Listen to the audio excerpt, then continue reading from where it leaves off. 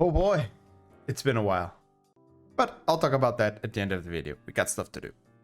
First of all, don't judge me. This is a mess, but it's functional. It's working. So that's intended, I guess. But basically, this is just a temporary setup so I could actually start getting a storage device up and running. So now we actually have some Applied Logistics storage, but I only have this. This is a very small 16K cell. So we kind of need to make it a lot bigger, and well, probably like a 256K would be a pretty good one to get, because if you get one of these bad boys, that actually requires Netherite, we'll get there. But if you get one of these bad boys don't have those types, which is something that really annoys me about Applied Logistics. So let's try and get up to that. Of course, to get up to that, we gotta make the 1Ks, and then we gotta make 4Ks, 16K, 64, and 256K. And these bad boys require a lot of resources. The main ones being Certus quartz, redstone, gold, silicon, and well, more redstone. Now, the most important thing of all of those recipes is probably going to be how we automate redstone. Now, there's a few different ways of automating redstone, one of them being B. So we can actually automate through a redstone B. But a redstone bee is quite a tedious process with a chocolate mining bee and a glowing bee, and then the glowing bee itself needs to actually be caught in the nether, if I believe so, and the chocolate one is also a spawn. So yeah, and the spawns take a while because you gotta use honey treats and stuff like that. We did this in the FTV Skies version. We can also make cinder flour and a potion of strength. That's definitely not the way to go.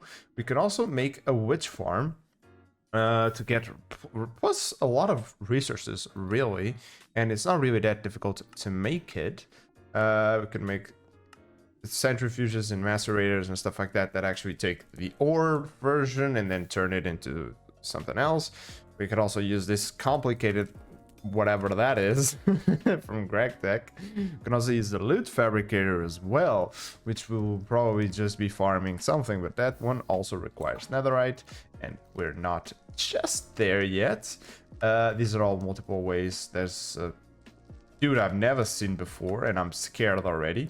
But of course, there's villagers, which honestly, on the early game, it's really one of the best things you can actually do in Minecraft. It's just abuse the power of a villager. And that's probably what we're going to do, because no other recipe really stands out for me.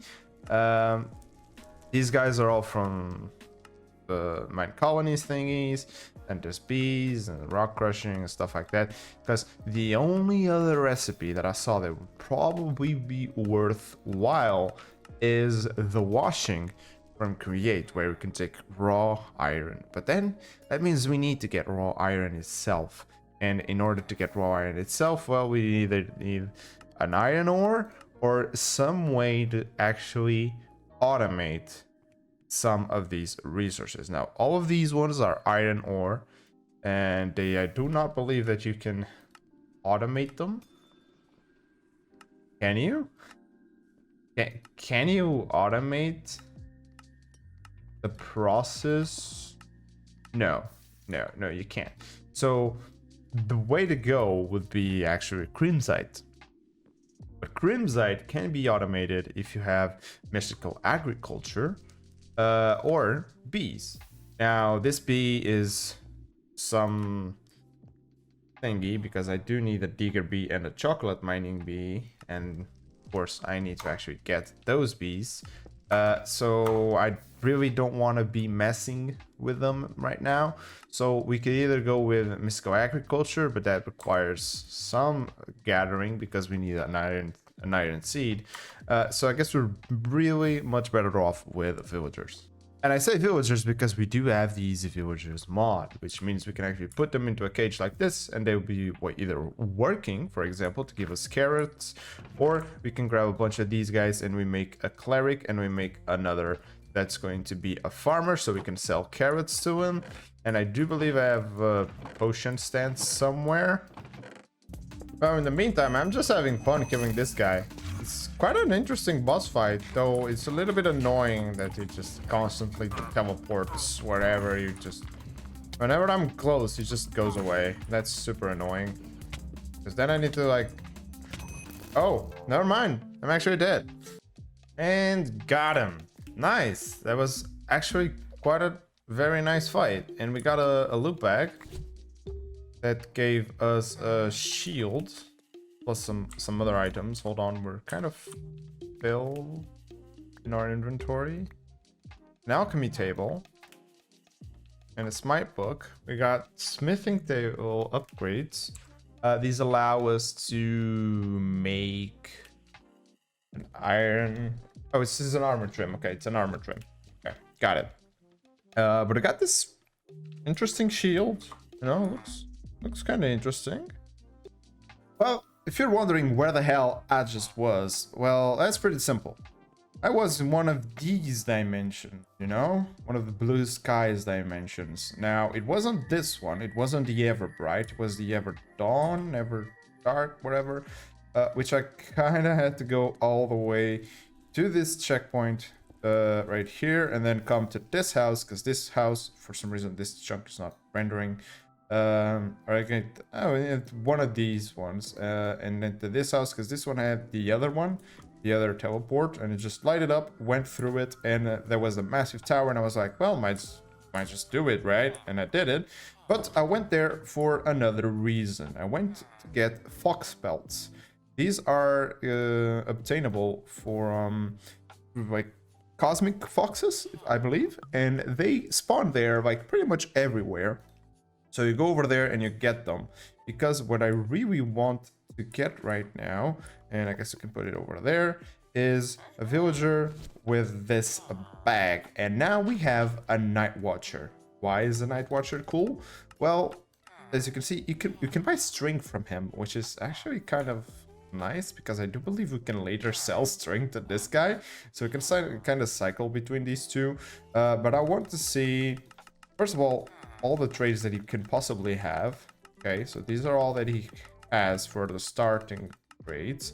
But if you take a look here at the bag, yeah, we can see that one of the trades we can have is emeralds for gold ingots. And I don't even know like what are all the trades that this guy has, but I know for sure that I really want to get my hands on a bunch of his trades. Now, I also have a bunch of villagers here farming carrots. I know we should be using create for this. I know that we haven't done anything with create so far, but trust me, we're getting there. Because first of all, we need to get ready with all the resources needed to actually start doing some really cool things.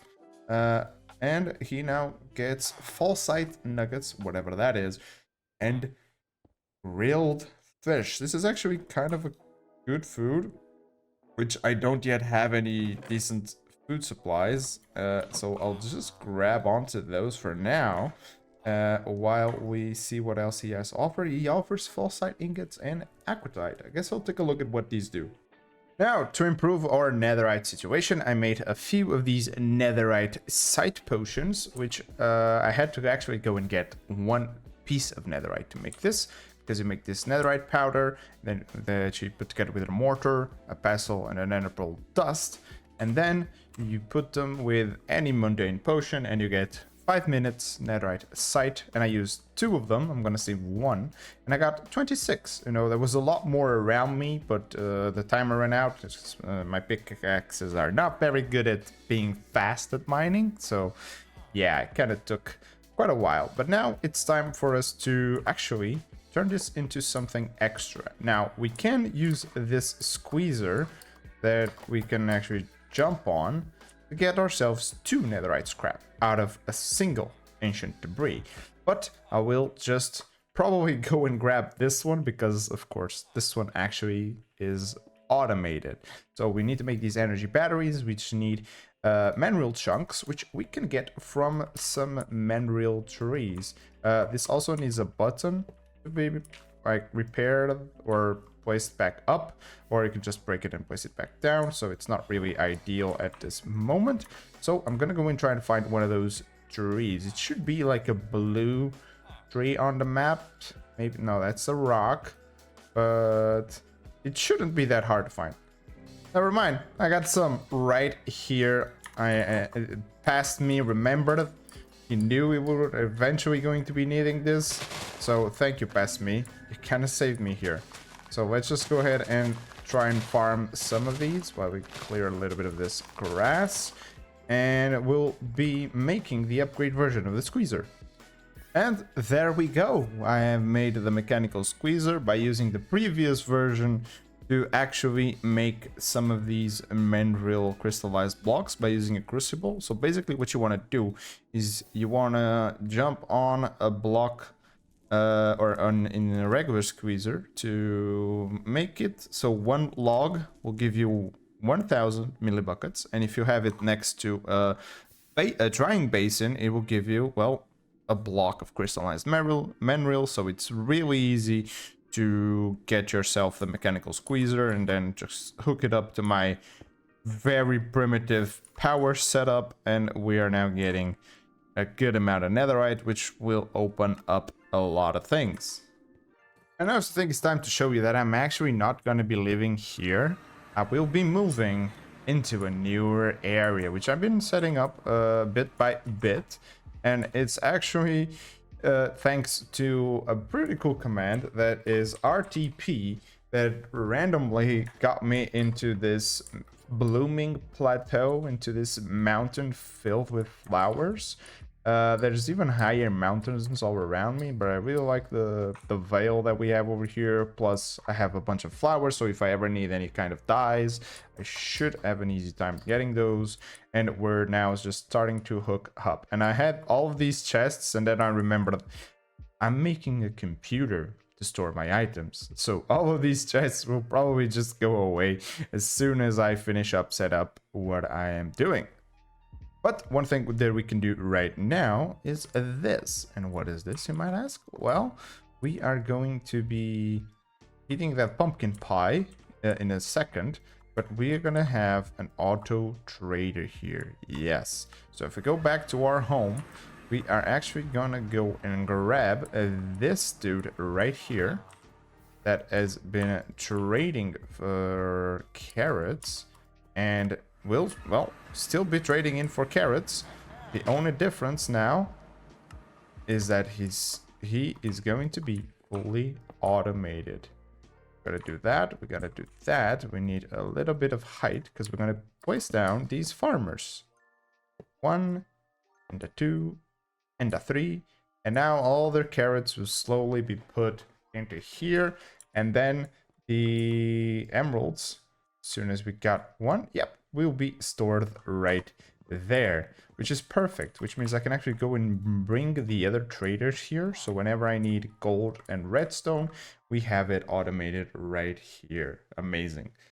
And here is the beauty of this combo right here with these three guys. So this guy, let's start with the cleric. Actually, the cleric, you can actually buy your gold for a single emerald, which is good because this guy sells gold for emeralds, and this is basically the same trade. So 1 emerald equals 3 gold, which means 2 emeralds equals 6 gold. It's perfect. It's the beautiful trade to level up the cleric really fast until max level, and the same way can be said for this guy. But this is where the Night Watcher is OP, is that if I go ahead and grab these 6 emeralds, I can buy a bunch of string, and then I can sell to the Fletcher for profit, because the Fletcher does not consume all of my string, as you guys can see. This guy gives me 16, this guy buys for 14. And I guess you can even make this lower, so the trade is even more profitable. The only thing we need then is the converter. Yeah. This does need a zombie, maybe. I don't remember. I don't think it does. but it does actually need to, so we can get like the golden apples and the potions. Now, luckily for me, I just got myself my hands on some tertium essence. I got it from a quest reward, and it comes out very, very handy. Why? Because I'm about to go and make a seed for glowstone. Now, you might be wondering, why specifically glowstone though? Well, I'm in dire need of redstone, but I actually just found out something really cool I can do with glowstone. And now, in order to take the full advantage of our glowstone seed, I'm gonna make myself a brass pickaxe head, because it has silky. What that means is now we have access to silk touch without enchantments, and I believe this is what you do. Okay, you don't even need 2 sticks, just 1 stick, and boom, we got ourselves a pretty good pickaxe. Now, I'm actually gonna go ahead and grab myself a hoe real quick, because what I'm gonna be doing is I'm just gonna grab this piece of dirt. I'm gonna pick it farmland. I'm gonna put tertium in it, and we're gonna silk touch it out, which means we got a tertium farmland. And well, we also got some hopper botany pots, which means we can actually just go ahead and make ourselves a better drawer.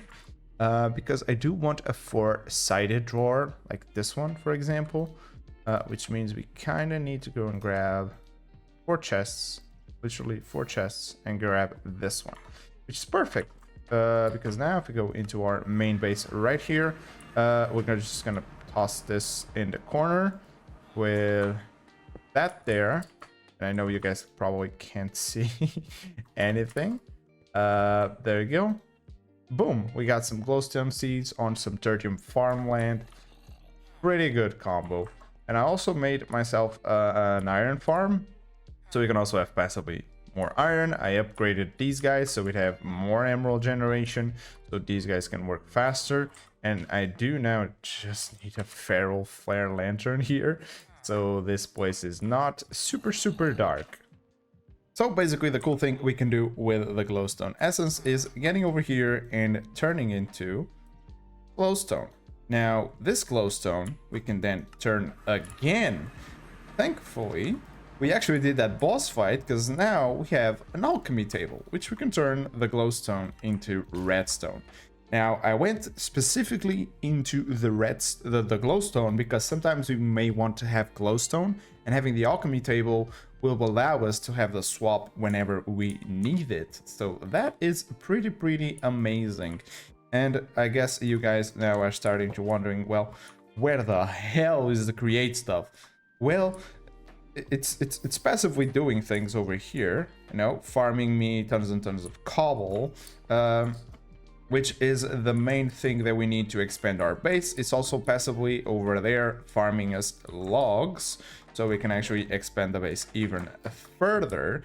And since one of the main questions right now is storage, I need to automate a lot of things. So let's get into create. And so after a little bit of grinding, we can now make a stack of these bad boys. But I kind of want to make this process a little bit easier on myself, because yeah, this is tedious to have to grind these items. It would be cool if these things were, let's say, automated, right?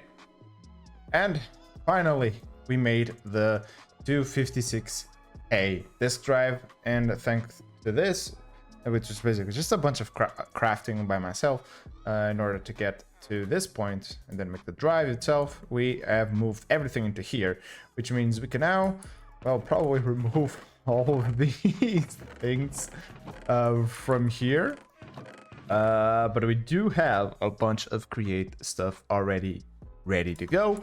And I also hooked up 8 water wheels over there for massive amounts of SU. So finally, we got create stuff going on. Yes, so I'm using these water wheels to power press here to do some, well, plates. We do have a very slow system that should be fixed in a little bit as soon as I finish doing this precision mechanism.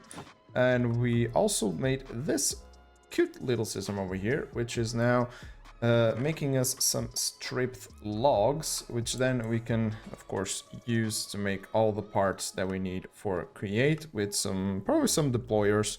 We have to have brass andesite alloys and just copper being deployed into it, whatever we need to make the whatever they're called, the casings. Yes, that's what they call. And this should be the last step for us to get this precision mechanism, so that we can then make the rotation speed controller. And so, after a little bit of crafting, we have this. A bunch of mechanical crafters, which they already have a recipe, which I'm gonna go ahead and start up because it's gonna be very, very slow. And what are we doing here? Well, we are doing this, a drilling machine. Now, what is this? This is new, right? This is from Create or Excavation, which is basically a mod that really allows you to mine everything with Create, which, well, it's not everything, because it doesn't have compatibility, for example, with GregTech, but it does allow you to mine for the basic resources: iron, coal, copper, zinc, and then you can even go and mine for diamonds with this, which is pretty cool. Of course, it does also need some Create power, and will also generate lava. It will generate lava when it mines for certain items as well, which is very interesting.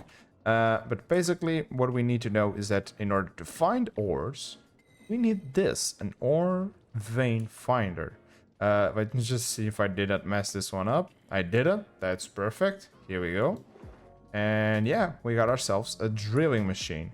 And then we need to use this, the ore vein finder. Basically, right click, and it tells us that 400 chunks we can find a raw copper, which should be somewhere over that way. Yeah, should be somewhere over that way. I noticed that it's putting up something on the map. Oh, this is very interesting. It really tells you, so you remember. Well, this is the area where it can be. But I do believe that it is gonna be somewhere over that way. Pretty sure. Yeah, pretty sure it should be somewhere around there. Because the first time I clicked, it was over here, and it was 425. Yep, so that means that it's gonna be somewhere around here. Well, I was totally wrong. It's not here. It's all the way somewhere over here. I'm guessing a little bit more up to north, maybe? I'm not really checking the... Oh my god, I'm super high. These are very high mountains. But I'd say somewhere around here. Yeah, it's 50 blocks away. 262, 254. I don't really know exactly how that's kind of pointing me to the right place, because I'm at 4,000 blocks. So guess we'll just have to try and find it over here. Oh yeah, I'm using the flux armor now as well, because I got a lot of redstone from redstone vein. I even have like some redstone ore with me that I need to process, so I went ahead and made this armor. And it's 25 blocks away. I'm just gonna jump into the water really and hope I find it here. Still 25 blocks away, but it has to be here. The circle is super slow. It's like super small. Hopefully it's still 25 blocks away. That's super weird.